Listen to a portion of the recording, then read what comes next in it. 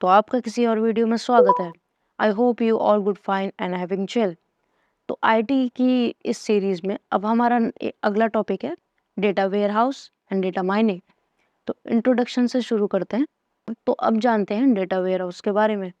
तो ये क्या होता है? ये एक कंसेप्ट है जहाँ पर हम डेटा को एक सेंट्रल स्टोरेज लोकेशन पर को स्टोर करते हैं ताकि हम स्पेसिफिक डेटा को है वो एनालाइज कर सकें और रिपोर्ट है वो बना सकें। तो डेटा एनालिटिक्स में इसकी एक मुख्य भूमिका वो होती है क्योंकि बहुत ज़्यादा हेल्प होता है सारी चीज़ों को एनालाइज करने में। अब हमारा नेक्स्ट पॉइंट आता है डेटा इंटीग्रिटी। तो इंटीग्रिटी का जो मतलब होता है वो एकीकरण होता है। हिंदी में अगर बात करें तो यहाँ पे क्या होता है कि डेटा वेयर हाउस में अलग अलग सोर्सेज से आने वाला जो डेटा होता है वो इकट्ठा होता है, और जैसे कलेक्शन ऑफ डेटा भी कहा जाता है। आपने एक टर्म है वो ज़रूर सुनी होगी जो आपने ऐसी ही रिलेटेड वीडियोस में देखा होगा, पक्का देखा होगा। तो यानी वेरियस डिपार्टमेंट्स हो गए और वहाँ का जो सिस्टम से जो आने वाला डेटा है वो एक जगह स्टोर हो जाता है। तो यहाँ पे क्या है, डेटा इंटीग्रिटी है वो ये प्रोवाइड करता है, तो इसलिए ये टर्म है वो यूज़ होती है। अब बढ़ते हैं नेक्स्ट पॉइंट की तरफ। जैसा कि पॉइंट है डेटा क्वालिटी, तो यहाँ पे डेटा वेयर हाउस में क्वालिटी का भी एक खास ध्यान है वो रखा जाता है, यानी कि जो डेटा की एक्यूरेसी है और रिलायबिलिटी है वो मेंटेन रहे, क्योंकि हमारी यही नीड होती है कि डेटा वो एक्यूरेट हो और रिलायबल हो, जो कि हमें बेस्ट डिसीजन लेने में वो हेल्प करता है। तो उसके लिए ज़रूरी है कि जो डेटा है वो एक्यूरेट हो प्लस रिलायबल भी हो, यानी कि जिस पे हम विश्वास कर सकें, ताकि उसी के बेसिस पे तो हम जो डिसीज़न है वो लेने वाले हैं। क्योंकि अगर डेटा ही रिलायबल नहीं होगा तो आगे का जो डिसीज़न हम लेंगे तो उसमें भी कहीं न कहीं एरर होंगे, फ्लॉज़ होंगे। तो इसलिए बहुत ज़्यादा ज़रूरी है कि हमें एक्यूरेट इन्फॉर्मेशन है वो मिले। इसलिए डेटा क्वालिटी है वो भी मैटर करता है।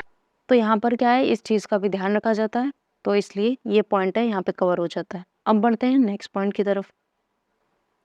हिस्टोरिकल डेटा, ये हमारा फोर्थ पॉइंट है। तो डेटा वेयर हाउस में क्या होता है, पुराना डेटा को भी यहाँ पे स्टोर किया जाता है। यहाँ पे ऐसा नहीं है कि जो करंट डेटा है वही स्टोर किया जाता है फ्यूचर प्लानिंग के लिए।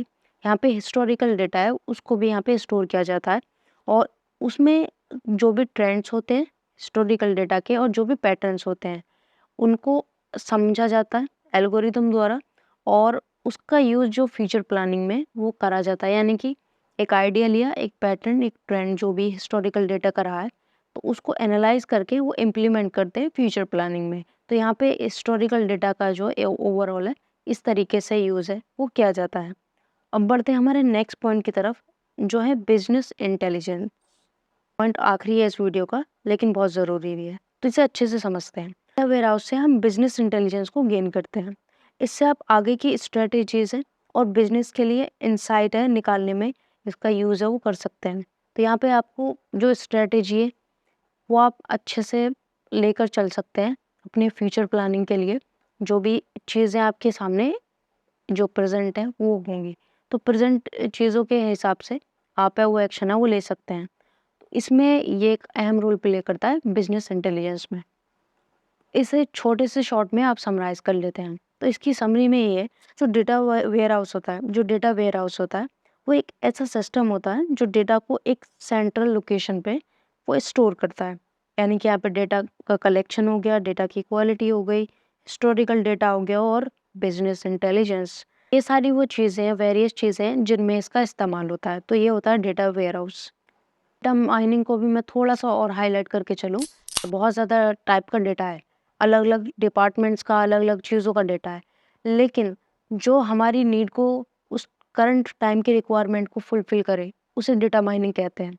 यानी कि जो हम चाह रहे हैं वो चीज़ हमें मिले उस करंट टाइम पे।